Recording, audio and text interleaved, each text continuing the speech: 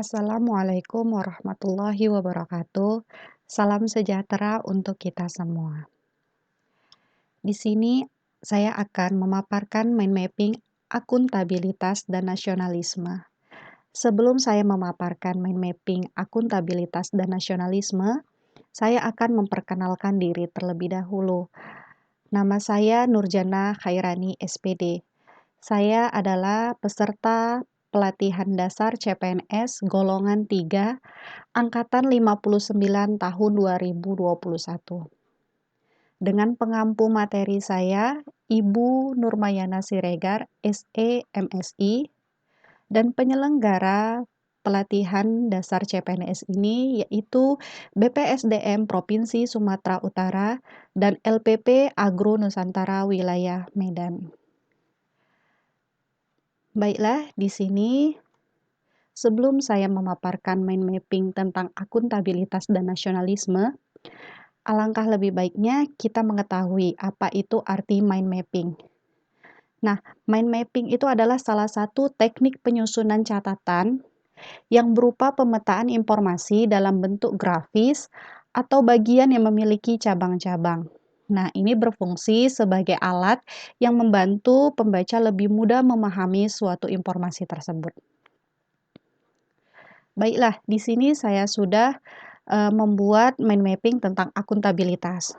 Nah, di sini dapat kita lihat akuntabilitas itu terdapat ada 4 konsep yang besarnya, yaitu yang pertama adalah konsep akuntabilitasnya, ada mekanisme akuntabilitas, ada akuntabilitas dalam konsep, dan yang terakhir adalah PNS akuntabel. Oke, yang pertama kita masuk. Yang pertama yaitu adalah konsep akuntabilitas, itu meliputi akuntabilitas publik, aspek-aspek, dan tingkat akuntabilitas. Kita memasuki akuntabilitas publik.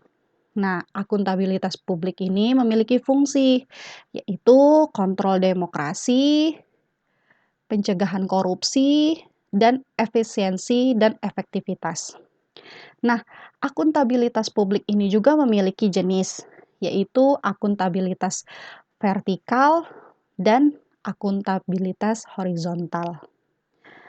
Nah, akuntabilitas ini juga memiliki aspek-aspek, yaitu ada aspek relationship, ada result orientation, ada reporting atau pelaporan, ada konsekuensi, dan ada perbaikan kinerja.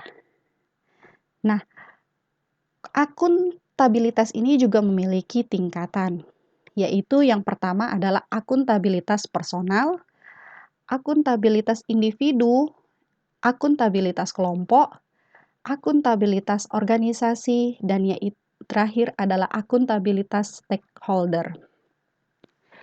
Baiklah, dari konsep akuntabilitas dapat kita pahami bahwa definisi akuntabilitas yaitu suatu tindakan yang harus dipertanggungjawabkan dan yang harus dicapai oleh individu tersebut. Nah, akuntabilitas ini juga memiliki mekanisme yang mekanismenya ini ada terbagi 3, yaitu lingkungan kerja, ada alat akuntabilitasnya, dan ada dimensinya. Nah, di mekanisme akuntabilitas ini di lingkungan kerja itu ada nilai-nilai dasarnya, yaitu kepemimpinan, kepercayaan, kejelasan, tanggung jawab, keadilan, integritas, transparansi, keseimbangan, dan konsistensi. Nah, akuntabilitas ini juga memiliki alat, yaitu perencanaan strategis, yang kedua ada kontrak kinerja, dan yang ketiga adalah laporan kinerja. Akuntabilitas memiliki dimensi, yaitu ada akuntabilitas kejujuran dan hukum, akuntabilitas proses, akuntabilitas program, dan yang terakhir ada akuntabilitas kebijakan.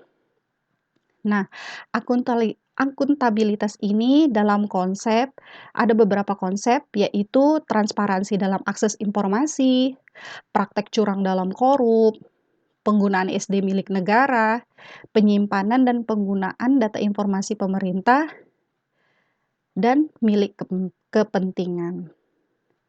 Akuntabilitas ini juga wajib harus dimiliki oleh ASN. Nah, ini ada ASN akuntabel. Nah, ASN akuntabel itu ada 3, yaitu asas penyelenggara kebijakan, prinsip profesi, dan perilaku PNS.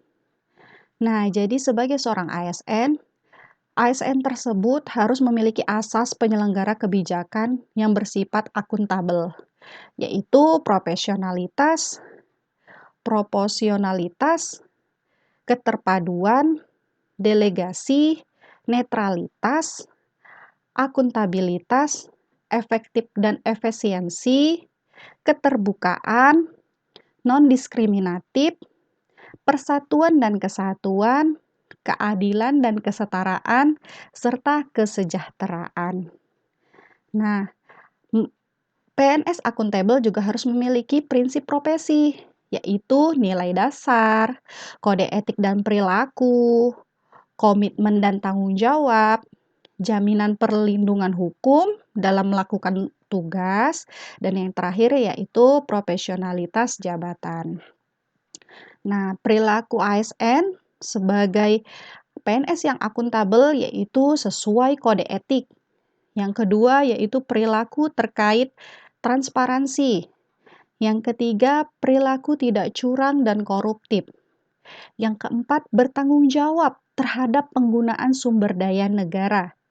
Dan yang kelima yaitu perilaku berkaitan konflik kepentingan. Nah, sekarang saya akan memaparkan mind mapping tentang nasionalisme. Nah, nasionalisme sendiri memiliki definisi sikap politik masyarakat yang memiliki kesamaan kebudayaan, wilayah, dan cita-cita tujuan, sehingga masyarakat tersebut merasakan perasaan yang sangat dalam terhadap bangsa itu sendiri. Nah, nasionalisme tersendiri memiliki nilai-nilai dasar, yaitu ketuhanan, kemanusiaan, persatuan, kerakyatan, dan keadilan. Sebagai ASN, kita mengimplementasikan nilai-nilai dasar nasionalisme Pancasila.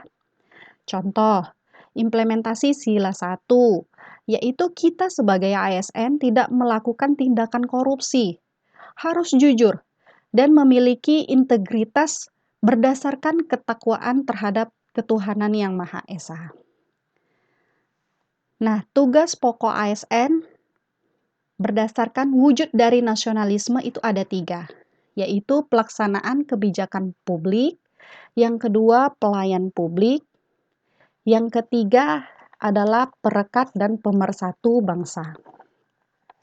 Nah, yang pertama saya akan menjabarkan tugas ASN sebagai pelaksana kebijakan publik. Seorang ASN sebagai pelaksana kebijakan publik itu harus memiliki nilai-nilai kebijakan publik yang berorientasi kepada kepentingan publik, sehingga kita mengedepankan bangsa dan negara terlebih dahulu dibandingkan kepentingan pribadi kita.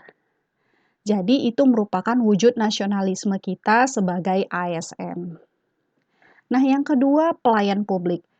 Kita sebagai ASN, kita harus bersikap adil dan tidak diskriminatif, profesional dan berintegritas, serta harus senantiasa menjunjung tinggi nilai-nilai kejujuran, keadilan, tidak korupsi, transparan, dan akuntabel. Dan kita juga harus mampu memuaskan publik. Oke, yang terakhir yaitu ASN sebagai perekat dan pemersatu bangsa. Kita harus dapat mampu dan mempunyai nasionalisme yang kuat. Dengan jiwa nasionalisme kita yang kuat, sehingga kita dapat menjaga keutuhan NKRI dan persatuan bangsa. Dengan bersikap netral, tidak diskriminatif terhadap golongan tertentu. Baiklah, hanya itu yang bisa saya sampaikan, mind mapping tentang akuntabilitas dan nasionalisme. Terima kasih atas perhatiannya.